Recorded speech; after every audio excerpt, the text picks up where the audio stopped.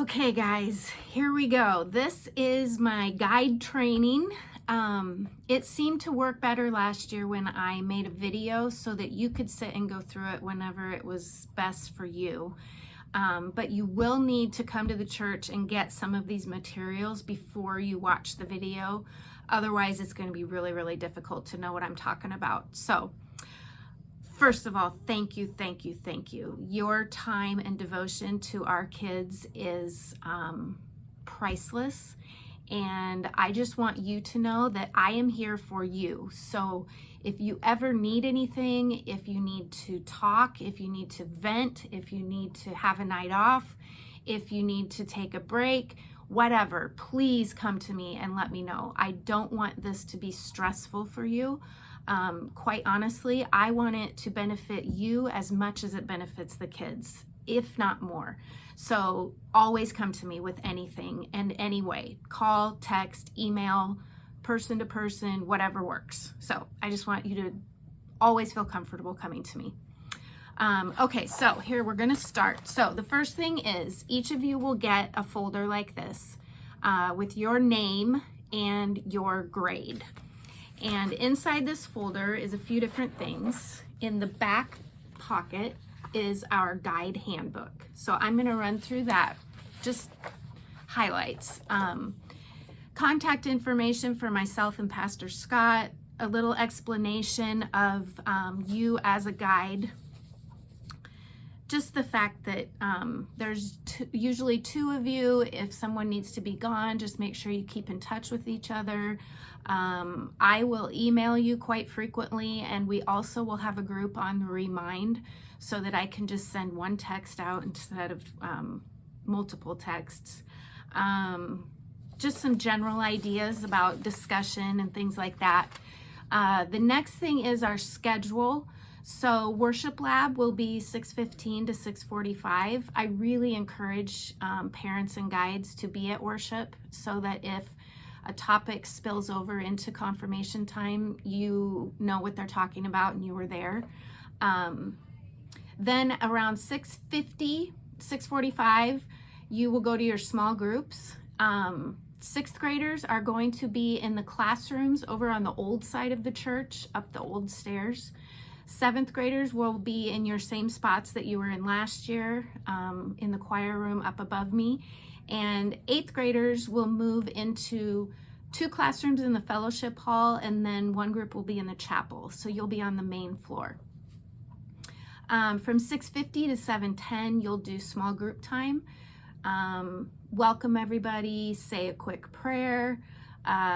There is a dice in your bin that I'll show you in just a minute. If no one feels comfortable praying, you can just roll a dice, and whatever number you roll, you read the corresponding prayer.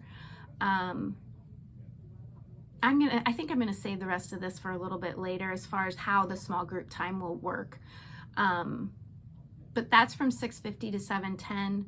Then you'll have teaching at 7:15. Eighth graders will be in the fellowship hall. Sixth and seventh graders this year will be together in the sanctuary. So whenever there's teaching time, those spaces will not change unless we have a guest speaker. So eighth grade in the fellowship hall, sixth and seventh in the sanctuary. Our two teachers predominantly will be Pastor Scott and Ann Grimbergs. Sometimes I will step in, sometimes Vince steps in, and sometimes we have guests. But most of the time it will be either Ann or Scott. And then around 7:35, you'll go back to your small group and end with prayer and discussion at the end of the night. So that's kind of how it works. Small group, a little bit of teaching, and then small group again. And that is included in this guide handbook that I'm kind of summarizing real quick. Expectations, it lists what we expect on absences for the kids, what to do with inappropriate behavior. We're a team, so if it gets out of hand and you need some assistance, you just find me. It talks about worship notes. The kids will fill out the worship notes, hand them in after worship. If after I review them, then I put them back in your group folder and you hand them back. If they have one that is not approved, that doesn't have my initials on it, it tells on there what they need to do a better job. And it's not meant to be punishment. I'm just trying to help them get more out of worship than what they are. So that will be made clear on their worship note. If there is a question, if there's a discrepancy in number, if somebody thinks they should have gotten credit and didn't, just refer them to me and we can figure that out from there. 6th grade needs to do 12 in a year. 7th grade needs to do 15, and 8th graders need to do 20. The 8th graders should be very good at it by now, and all of them can get 20 done. I don't have any doubt. Then we have service opportunities, which is another requirement. Each student is required to do 1 service opportunity outside of First Lutheran and 1 inside First Lutheran. And that will be explained more in the parent orientation. Then they have to fill out a reflection sheet after they've done it and hand that in. That is how they get credit, is through the reflection sheet. We have a little bit of memory work, but I'm going to be honest with you, I don't have time to go through and check everybody's memory work, and you probably won't either. So what I just encourage everyone to do is try and recite whatever your grade's memory work is periodically in your small group. 6th graders memorize the Lord's Prayer. They should all know it, but maybe use that as your prayer to open or to close most nights. 7th graders will memorize the Apostles' Creed. Maybe you want to start saying the first article once in a while. Maybe you work on it when you actually have those lessons. And then 8th graders are supposed to memorize the 23rd Psalm. That's going to be really tough. They have a full year. They're tired when they get here, but going over it every once in a while is just good for them to have when they move forward. Again, I'm not going to test them. And then lastly, the small group covenant. I will show you that when we get to the group folder. Faith Mentors is a program that we have done in the past, but I'm just going to tell you right now, I don't know if we're going to be able to do it this year. I'm having trouble finding enough adults who want to serve in this capacity. So for now, I'm not going to go into it. It's just going to depend on where I get in the next few weeks as far as commitments. So we'll check back on that in a little while. And the last thing is just a blessing. So that is the guide handbook. And again, that is in the back pocket of your personal folder. So everybody gets one of those. Then also in your folder, you will have a teaching schedule for your grade. So it tells what the topics are for each day. Then you have a list of all the groups in your grade, the kids, the guides, and where they meet, in case somebody gets confused and doesn't know where they're supposed to be. And then you have the lesson plan for our first night, which is just a get to know you night. That's right here in the back. And so if you want to read that ahead of time, you can, but you don't have to. It's pretty straightforward. Then the last thing is you have all of your lesson plans for first semester inside the binder part. And I will go through that in a separate video as far as how you go through those lesson plans, but they're all there for first semester. So that is your personal guide folder. Hopefully that makes sense. Let me check my notes and make sure I didn't forget anything. Okay, the next thing is each of you will get one of these totes, and it'll be labeled with your name and your grade. Inside that tote is pencils, markers, Scotch tape, scissors, Post-its. There's some scratch paper, one Collaborate Bible, and sometimes if they'll fit, I'll put your workbooks in there, but it just depends on how many are in your group. I think there's a ruler, hand sanitizer. This is your supply tote that you're always going to have when you are in your small group. Those will be, let me think for a minute, 6th graders, they will be in the large classroom at the top of the stairs on the left on the old side. 7th graders, they will still be on that bookshelf in the choir room. And 8th graders, we will keep yours on the counter in the FLC Youth Nook, which is in the fellowship hall. So please put them back in that spot every night. And that way I only have to go to one place to restock the totes with books instead of having to go to 9 different rooms. So please pick your tote up from the given room each night and then put it back in that room at the end of the night so that it saves me a few steps. Okay, so personal guide folder and tote. We've got those done. Then the next thing is you have a group folder.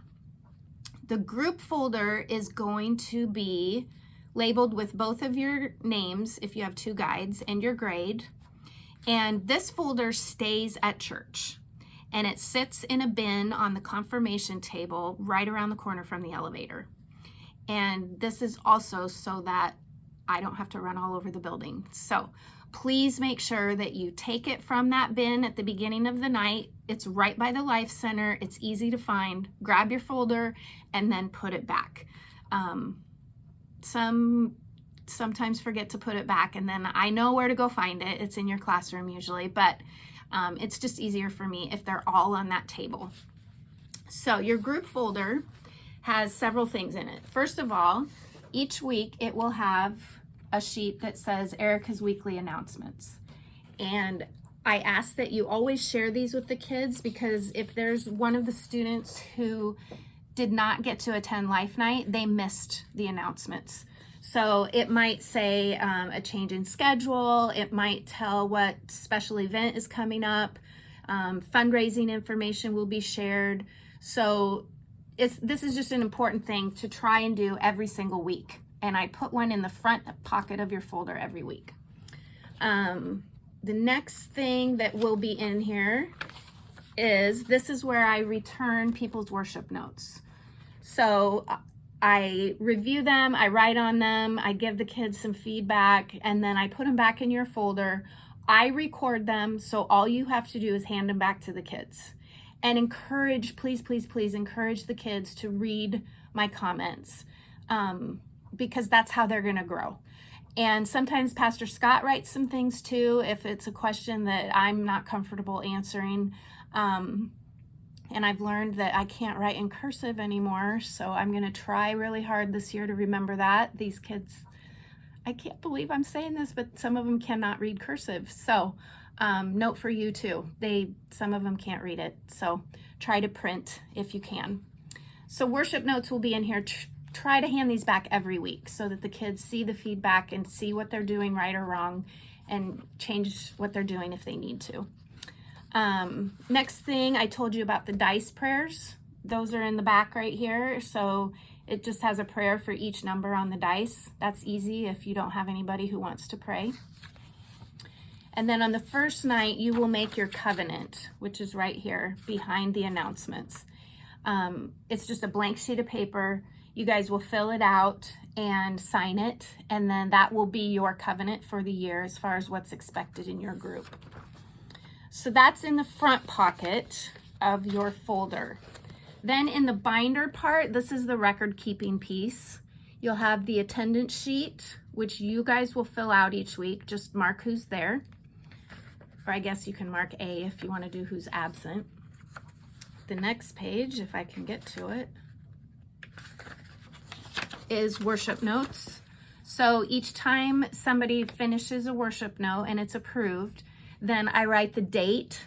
So if Reagan gets one done on August 24th, I'll put 8/24 in this first block. And then you can tell, obviously, when I get to the end, that's an easy way to tell how far they are, how many they have left. So each time they complete one and it's approved, they'll have a date written in each of the boxes. Then we have service opportunities. So when they finish one inside church with a reflection sheet, I'll record it here, and then outside church. And then this column is the service plunge, which I'm pretty sure we're going to be able to do this year finally. I don't know if any of our kids have gotten to do it because of COVID, but this is an opportunity when we go usually into Omaha for the day, and we do some service work somewhere in the morning. We have lunch, and then we do something else in the afternoon, and then they come home, often on a day that we don't have school. 8th graders will be given privilege on this because it's their last year. But if they do a plunge, then I mark it right here with the date. And then the last page is their verse. So when on the first night, everyone's encouraged to pick a personal verse.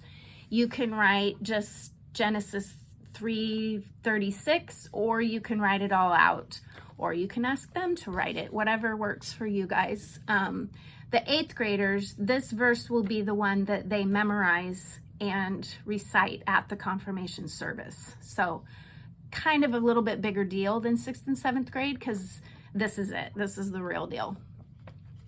I think that's it. The older groups, like this is an 8th grade folder, they will have your old covenants back here if we kept them. So if you want to look back at what your covenant was last year, it's in this back pocket. 6th graders, yours will be empty.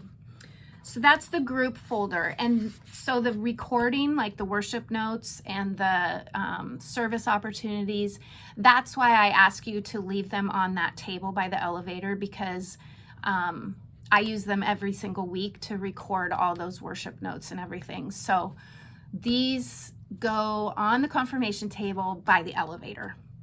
And it's the folder with both of your names, and it's not green, I don't think. One grade might be green, I guess. I'm not sure. I don't remember.